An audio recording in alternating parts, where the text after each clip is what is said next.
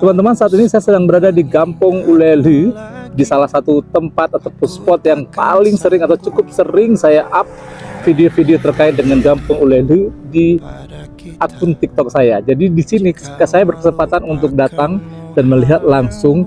Dulunya ini adalah kawasan perkampungan, namun kemudian telah berubah menjadi perairan karena terjadinya gelombang tsunami pada tanggal 26 Desember di tahun 2004 atau hampir 19 tahun yang lalu.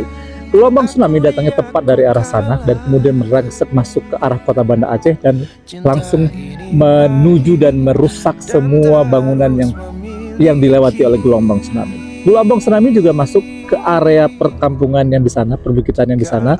Di sana disebut dengan Kecamatan Pekanbadak, lebih dikenal dengan Pekanbadak. Gelombang tsunami juga merangsek masuk ke sana, namun tidak menuju kota.